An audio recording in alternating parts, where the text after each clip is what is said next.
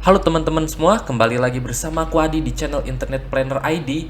Di video-video sebelumnya kita pernah ngebahas apa sih itu router, apa sih kegunaan router, spesifikasi router, dan juga router-router mana yang mungkin cocok untuk tempat-tempat tinggal Anda. Anda mungkin ada yang tinggal di tempat yang luas, ataupun untuk yang banyak user, dan lain semacamnya. Jadi router pun harus disesuaikan dengan kondisi di lapangan tempat Anda gitu. Jadi kalau tempat Anda misalkan banyak penggunanya, banyak device yang harus terkonek WiFi, itu teman-teman harus menggunakan wireless router yang dapat menampung banyak user, yaitu wireless router yang memiliki spesifikasi RAM-nya yang oke, lalu CPU-nya juga yang oke juga. Kalau misalkan teman-teman ruangannya luas gitu kan, ya kalau router biasa pasti nggak akan nge-cover si ruangan yang luas itu. Tapi teman-teman harus mencari spesifikasi router yang memiliki antena dengan range yang jauh, coverage yang jauh, sehingga si ruangan itu dapat tercover oleh si wireless routernya, atau sinyal wifi-nya itu dapat tercover dari wireless routernya. Tapi pasti Anda bingung kan, di pasaran itu banyak sekali router yang dijual gitu. Ada spesifikasi A, spesifikasi B, spesifikasi C, merek A, dan lain sebagainya, dengan macam-macam spesifikasi yang diberikan atau spesifikasi yang dijual oleh brand-brand tersebut gitu. Sebenarnya router pun sama halnya dengan smartphone ya. Dia memiliki RAM, memiliki memori internal, memiliki CPU juga. Jadi semakin besar kapasitas memori ataupun semakin bagus hardware yang digunakan dari si router, maka semakin bagus juga performa yang diberikan oleh router tersebut gitu. Sama seperti handphone pun demikian kan. Semakin besar RAM-nya, semakin bagus CPU-nya, semakin besar memori internalnya, maka handphone pun akan menunjukkan kualitasnya gitu, nggak sering hang, nggak sering lag, banyak aplikasi yang dapat terinstall, dan juga semacamnya gitu. Di sini pun sama halnya dengan router, semakin bagus hardware-nya, yaitu CPU-nya, RAM-nya juga semakin besar, ataupun memorinya semakin besar, maka performa internet yang diberikan itu akan semakin bagus, dari ping dan juga kecepatan internetnya pun akan menjadi stabil gitu. Jadi di sini saya akan menjelaskan komponen-komponen apa yang ada di dalam router, yang mana komponen-komponen ini nantinya dapat menjadikan referensi untuk Anda ketika membeli router. Jadi teman-teman nggak asal beli yang murah aja gitu, padahal ketika teman-teman beli yang murah, spesifikasi yang diberikannya pun itu tidak membantu kebutuhan teman-teman gitu.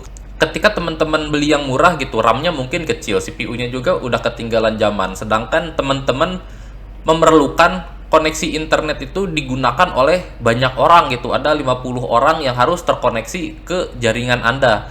Ya router murah bisa digunakan, tapi ketika ada traffic sebanyak itu, ada user yang login sebanyak itu, apakah kuat si memorinya untuk menampung? Apakah kuat si CPU-nya itu untuk mengolah data internetnya?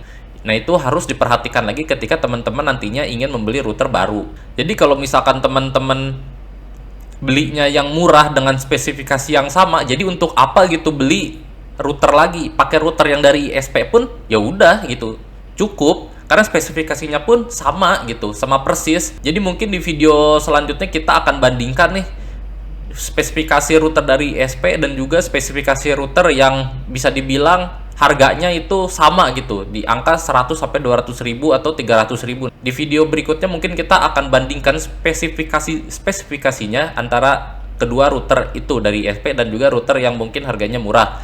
Nah, tapi di video ini kita akan fokus ke komponen-komponen apa yang harus diperhatikan ketika teman-teman ingin membeli router baru gitu. Jadi teman-teman bisa menganalisa sesuai kebutuhan di tempat teman-teman berada gitu. Oke, tanpa berlama-lama kita bahas satu persatu komponen apa yang ada di dalam router yang teman-teman harus perhatikan. Oke, jadi komponen penting yang utama itu adalah RAM-nya ya. Yang mana fungsi RAM dalam router ini adalah untuk menyimpan konfigurasi yang telah kita lakukan dan juga sistem operasi yang aktif, lalu menyimpan cache dan juga menangani paket buffer dan mengelola antrian dari user-user yang terkoneksi ke router.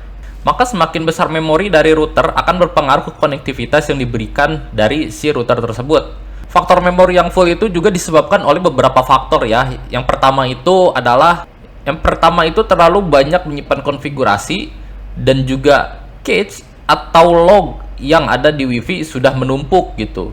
Cara singkatnya untuk menghindari masalah RAM yang sering terjadi seperti itu adalah mereset perangkat routernya. Nah, itu akan membuat memori atau RAM yang ada di dalam router itu terrefresh kembali, istilahnya adalah clear load dari si routernya. Jadi kalau teman-teman merestart routernya, itu koneksinya akan kembali normal. Nah, itu hal yang sering dilakukan ketika router yang digunakan di tempat teman-teman itu kurang baik atau spesifikasinya masih spesifikasi standar gitu. Pasti teman-teman pun pernah merasakannya juga kan, kalau misalkan restart router itu bisa bagus lagi koneksinya. Tapi masa sih Anda harus restart router terus-terusan gitu? Nanti juga kan akan berpengaruh lama-kelamaan ke kapasitor dari si routernya. Semakin sering di restart, maka kualitas hardware dari si routernya itu akan semakin memburuk gitu. Nah, lalu yang kedua itu adalah CPU ya. Kalau CPU ini berfungsi untuk menjalankan perintah di dalam operating system. Berbeda dengan fungsi RAM yang tadi itu berfungsi untuk menyimpan konfigurasi dari routernya. Tapi CPU ini yang menjalankan operating sistemnya dari si router tersebut. Kalau istilahnya RAM itu sebagai otaknya, otak si router. Tapi kalau CPU ini sebagai badannya, yang mana dia menggerakkan semua komponen-komponen yang ada di router. Sama seperti handphone pun ada RAM-nya untuk menyimpan semua data dan CPU-nya untuk melakukan kinerja dari si handphone. Nah, kedua komponen ini adalah komponen penting yang biasanya itu ada di dalam kardus dari paket pembelian router Anda.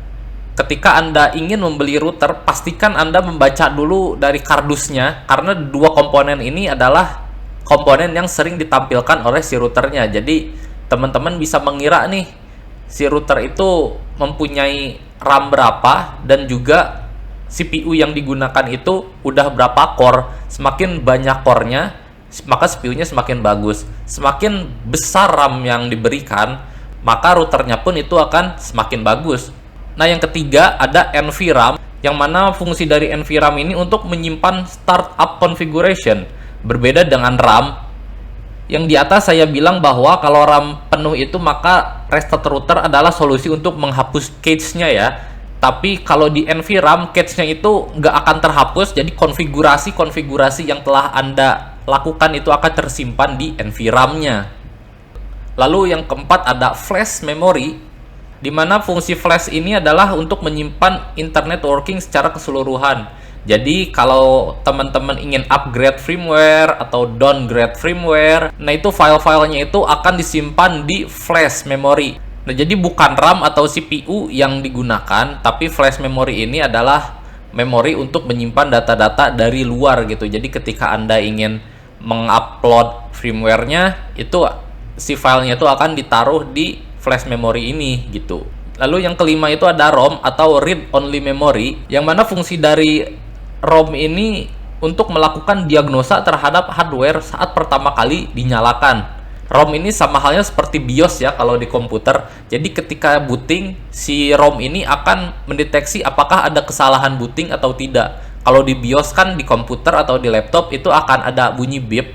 Tapi kalau di router ini, si routernya itu lampu indikatornya tuh akan sering kedip-kedip gitu. Nah, kalau lampu indikator dari router itu sering kedip-kedip, berarti si routernya itu ada masalah. Teman-teman bisa reset dulu routernya, atau kalau sudah tidak bisa, itu harus dibawa ke service centernya untuk diservis, karena mungkin ada komponen yang rusak di dalam routernya gitu. Lalu faktor yang keenam ini ada interface, yang mana interface ini terbagi dua, LAN ataupun WiFi.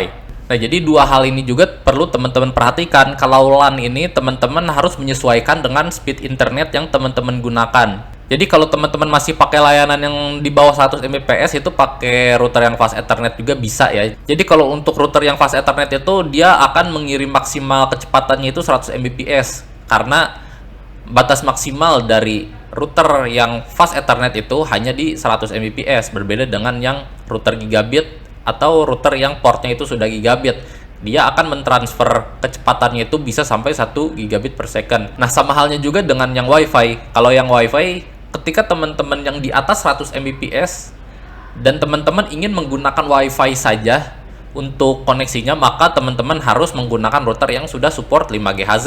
Tapi kalau teman-teman layanan internet yang di bawah 100 Mbps, misalkan 30 atau 50, itu bisa pakai router yang 2,4 GHz, tapi interferensinya itu akan berpengaruh juga. Jadi saya sarankan sih kalau untuk sekarang ya, mau teman-teman di atas 100 Mbps atau di bawah 100 Mbps, teman-teman bisa pakai router yang sudah support dual band, yaitu yang 2,4 GHz dan 5 GHz. Nanti teman-teman bisa pilih yang 5 GHz untuk konektivitas utamanya.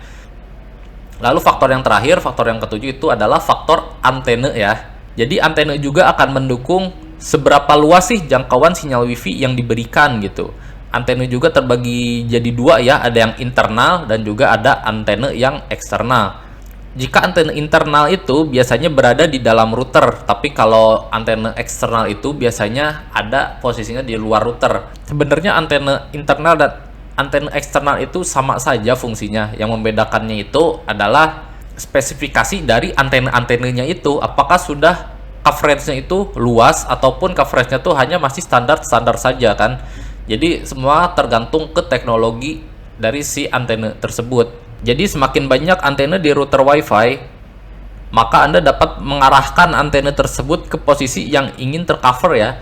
Dengan catatan posisi yang ingin tercover itu harus di dalam batas maksimal coverage si antenanya.